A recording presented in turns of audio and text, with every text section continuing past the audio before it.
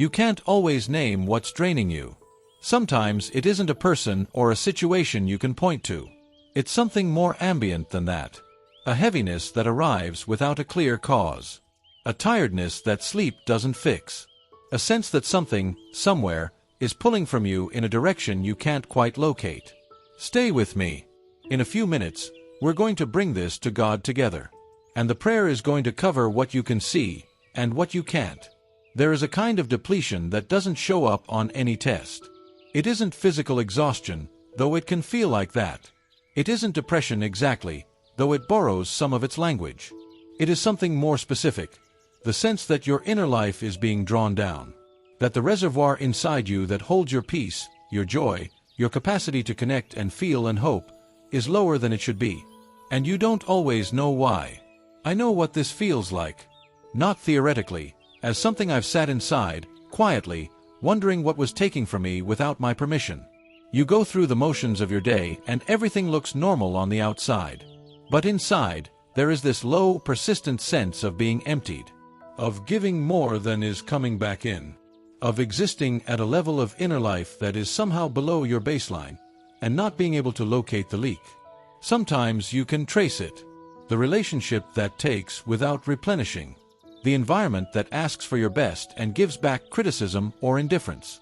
The conversation that always leaves you feeling slightly less than you were before it started. The news, the noise, the constant exposure to things that disturb the spirit without offering anything that restores it. But sometimes you can't trace it. And that is its own specific kind of unsettling, to feel the drain without being able to find the source. To know that something is pulling at you without being able to name what, or where, or how to make it stop. And in the middle of that confusion, a quiet fear arrives. What if this is just what I am now? What if this is the version of me that remains after everything the last few years have asked? That fear is not the truth. But it sounds like it. And it is loudest in the moments when the reservoir is lowest. You are not imagining the drain. And you don't have to locate it alone before you're allowed to ask for protection. Psalm 121 is one of the most quietly powerful declarations in all of Scripture. And the word that stops me every time is one that almost disappears in translation. He who watches over you will not slumber. Indeed, he who watches over Israel will neither slumber nor sleep. Will not slumber. Will not sleep. In a world where everything has limits, where every human relationship has a threshold, where every source of protection eventually tires, where every person who loves you eventually needs their own rest, there is one who does not. He does not clock out. He does not go offline. He does not reach his capacity for vigilance and hand you off to someone else. He watches. Continuously. Without interruption. Without the diminishment that comes to everything finite. And then, 4 verses later, something even more specific. The Lord will keep you from all harm. He will watch over your life. The Lord will watch over your coming and going both now and forevermore. Your coming and going. Not just the dramatic moments. Not just the visible battles. The ordinary movement of your ordinary days. The entering and the leaving, the conversations and the silences, the places you go and the things you carry back from them. He watches over all of it. Including the drain you can't locate. Including the heaviness that arrived without a clear cause. Including the places inside you that are being pulled at in ways you don't have words for. He sees what you can't see. And he is already covering what you haven't yet been able to name. I want you to sit inside a moment from Luke 8 that most people move past too quickly. Jesus is in a crowd. Not a small gathering, a crowd pressing in on him from every side.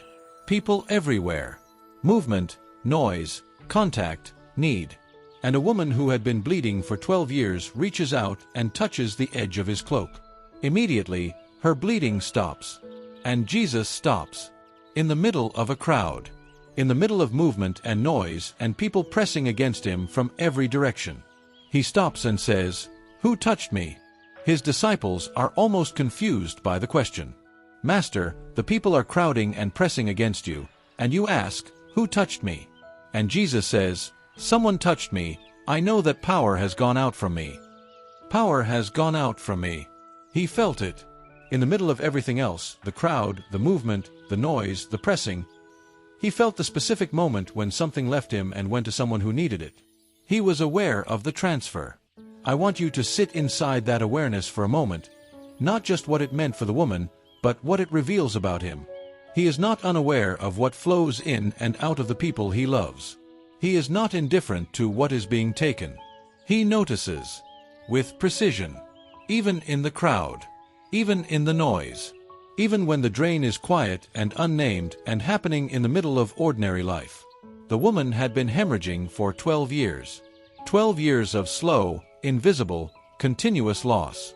12 years of something leaving her that was not supposed to leave.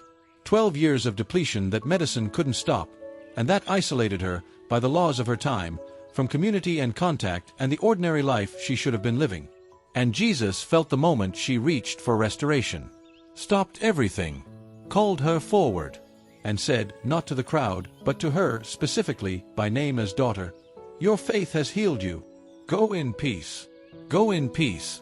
Not go and manage the drain better. Not go and figure out what was taking from you. Go in peace, because the power that went out from me just covered what had been leaving you for 12 years. You don't have to have been bleeding for 12 years for this to be for you.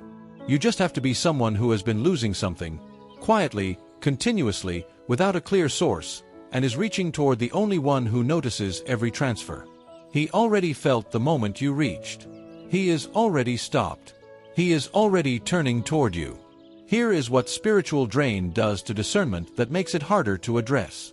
It narrows what feels possible, before you've had a chance to recognize that the narrowing is happening.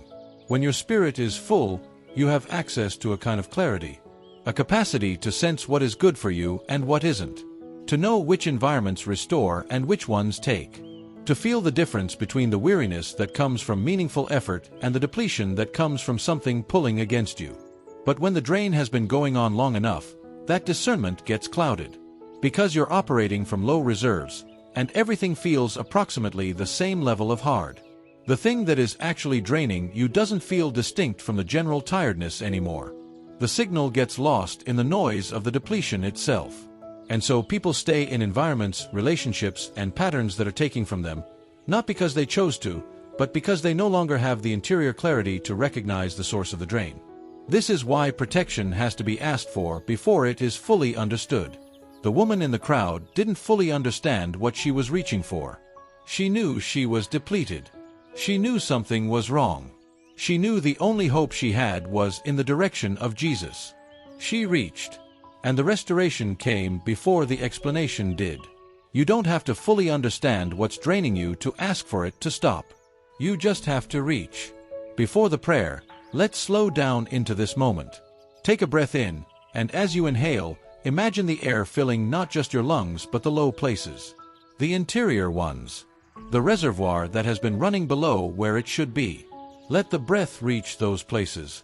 Exhale, and release the need to locate every source of the drain before you're allowed to ask for protection.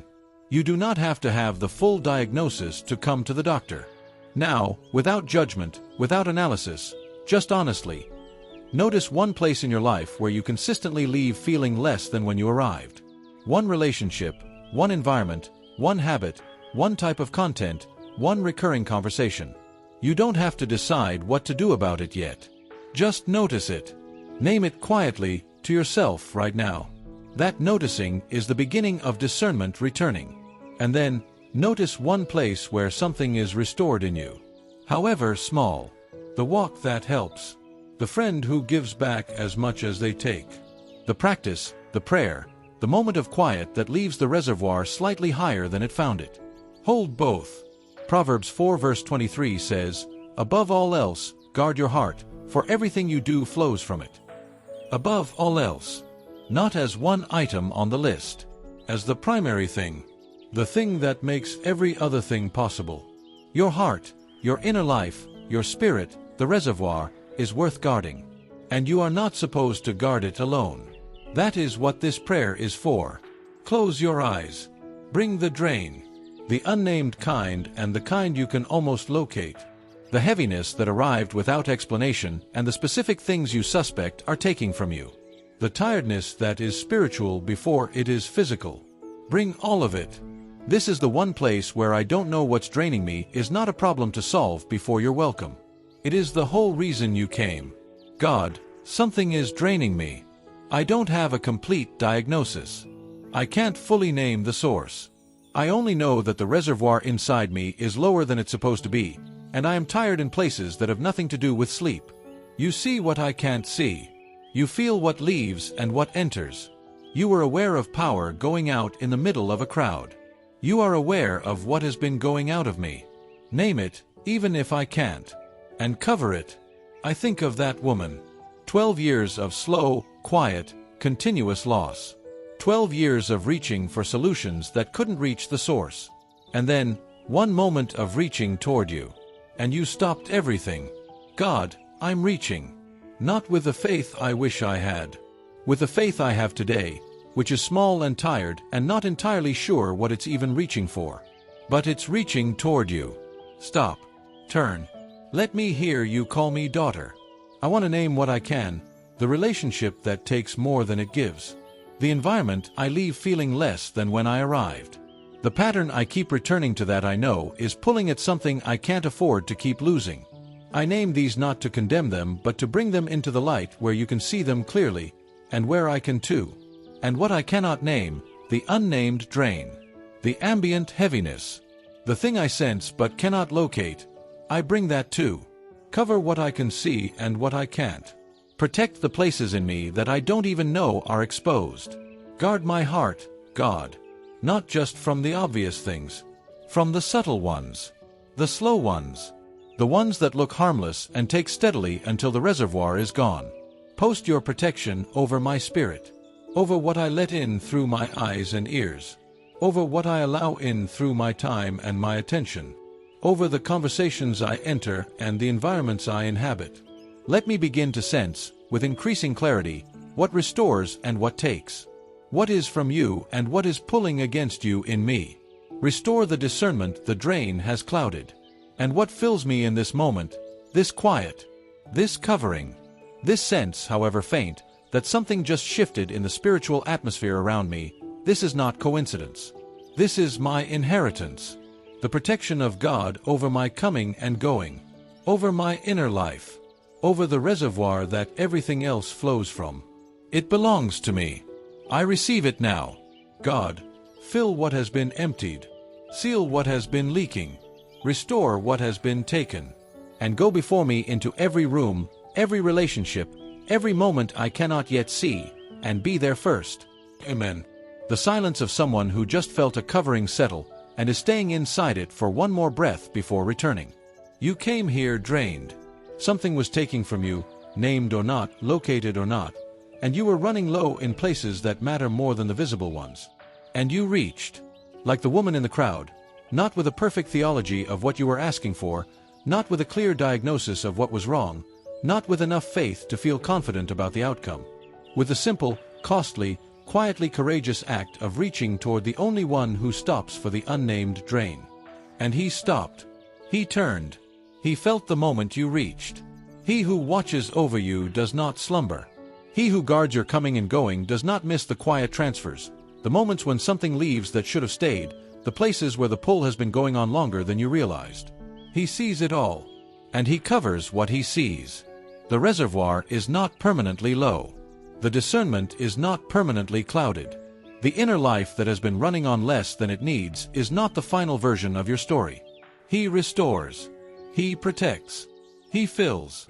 Come back tomorrow, not fully restored yet, but one prayer closer to the covering becoming visible.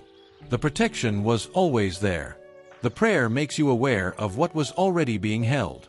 If this reached the drain you've been feeling, leave it in the comments. One word. One sentence. Or just, protect my spirit. We will pray over you. And someone watching will see it and know they're not the only one sensing something they can't fully name. And if someone you love is running spiritually low, send this. No explanation needed. Just, he sees the drain. He covers what he sees. Here. The thing you couldn't name was never invisible to him. He felt the moment you reached. And he was already turning toward you before your hand fully extended.